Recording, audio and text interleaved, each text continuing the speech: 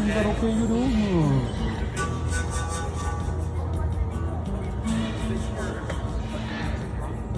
And I want to break down that name a little bit for you. It's quite a large name. So the Eurasian 25. 25.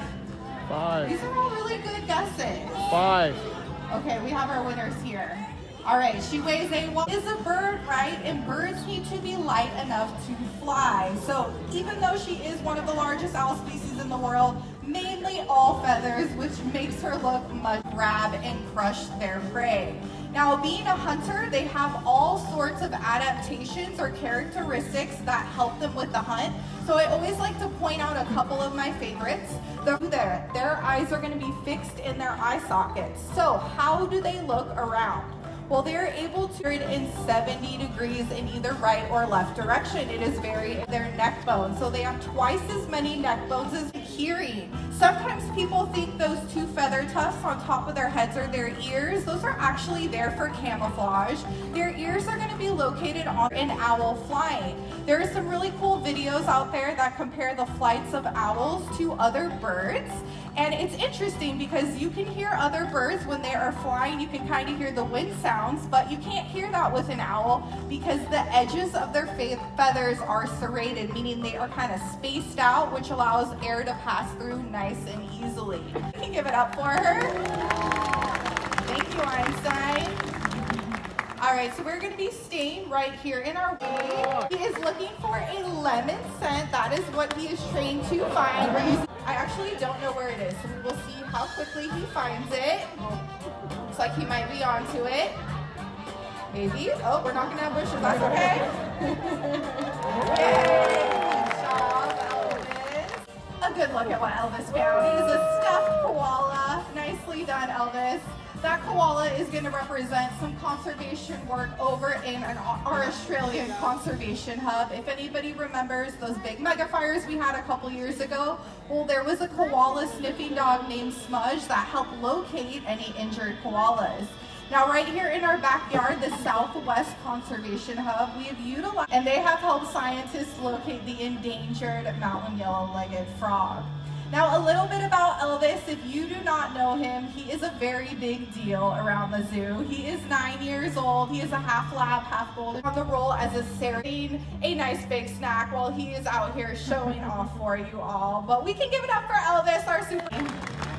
All right, everyone, we have a couple more ambassadors, but before they come out, I'm actually going to hand things over to another. One of our most popular wildlife ambassadors coming on out here as fast as he wants to with lightning speed. This is Tornado. Now he's gonna sniff around and decide when he feels like coming. Don't worry, he'll eventually make it all the way.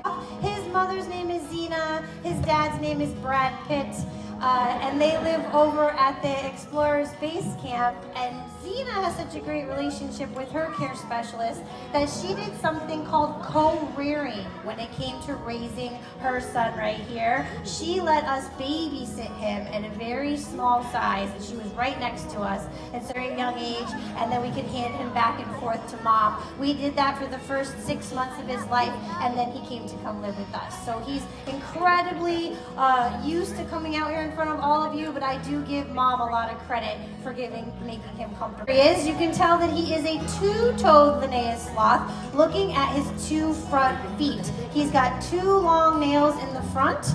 He has 3 long nails in the back.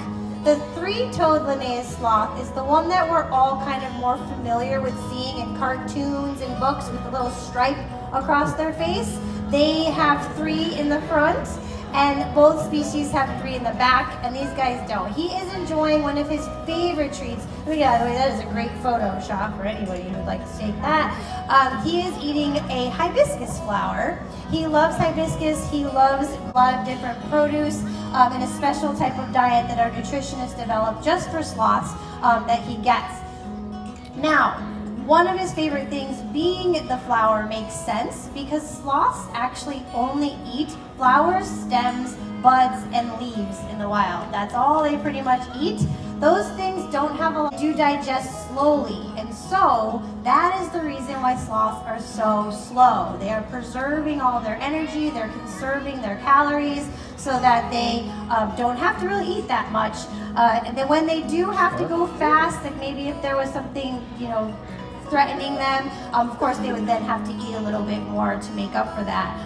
One of the side effects of eating such a small diet and being so slow to help wildlife like sloths and all the other animals of the Amazon. All right, he might still be over there, I'm not sure. But give it up one more time for Tornero, our two-toed lineage sloth. And then one of my favorite friends has to come out here to join us, going back to our One Health approach that Tony has. All right, and she is a North American beaver. And they are very crucial to our environment, and they do help all their other wildlife thrive.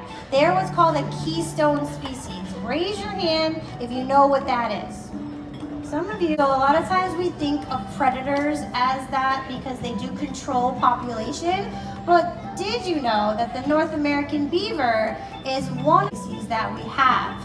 Believe it or not, they change the environment that they live in so much that they create other habitats for other wildlife. So when they go and they cut the trees down and they make their dams and they they build whatever they need, they actually change different pathways of the water and they create different little land masses and different little water spots for all the other wildlife to make homes as well. And to move the beaver from any kind of environment that they may live in, you're actually taking the opportunity away for all sorts of wildlife to survive. And you're from a state and you're visiting and you're from an area that you think beavers are kind of a pest and you try to get rid of them, try not to, because they actually really are quite years old right now. And she came to us from the Minnesota Zoo when she was just 1. We spent hours and hours and days building a nice strong relationship with her, and now you can see after she realizes it's nice and safe, she has a great time out here.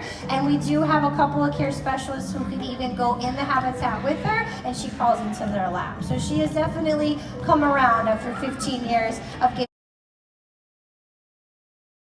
along, and the front feet are mostly for grabbing things and for kind of walking, but she doesn't use them at all when she's swimming. That long tail, or that kind of chubby tail, I should say, in the back when she turns around, you'll see. That actually helps her steer like the rudder of a boat. There she goes.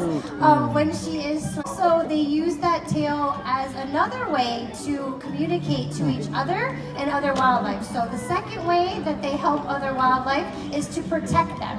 And what I mean, lets other beavers know, take cover, dive under, whatever you need to do, there's danger, and other wildlife hear that sound and they also take cover. They hide when they hear it. So other animals do rely on them. And today, take some conservation messages home to your friends, and just thank you so much for joining us at the world famous San Diego Zoo. Bye-bye, everyone.